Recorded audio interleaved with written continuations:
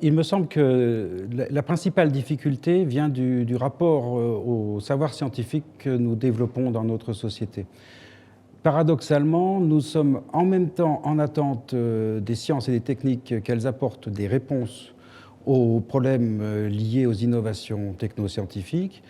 Et nous vivons aussi une époque de défiance vis-à-vis des experts et des spécialistes qui sont suspectés d'être soumis à des influences et d'être manipulés, par exemple, par des lobbies industriels.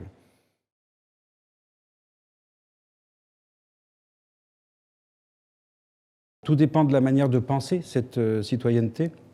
Et si on ne considère pas la citoyenneté comme un statut, mais comme un sentiment d'appartenance, alors il me semble que l'éducation à la citoyenneté est une éducation à une citoyenneté scientifique, critique et active, c'est-à-dire une éducation qui permet de s'appuyer sur un autre rapport aux sciences, qui n'est pas un rapport d'autorité, mais une forme d'éducation qui autorise, c'est-à-dire qui rend l'élève, qui rend la personne apprenante auteur elle-même de son projet de société.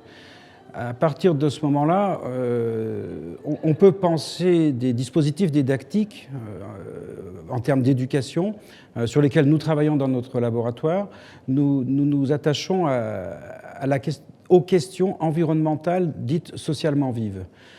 Ces questions soumettent l'école à l'épreuve de l'actualité et nous explorons les modalités didactiques d'introduction, de scolarisation de ces controverses qui permettent d'apprendre à pondérer les discours scientifiques, d'apprendre à délimiter les validités épistémologiques des savoirs. Et donc c'est une approche qui remet les sciences et les techniques en contexte. D'un point de vue historique, on apprend la genèse des découvertes, mais aussi d'un point de vue de la nature même des sciences et enfin des interactions entre sciences et société.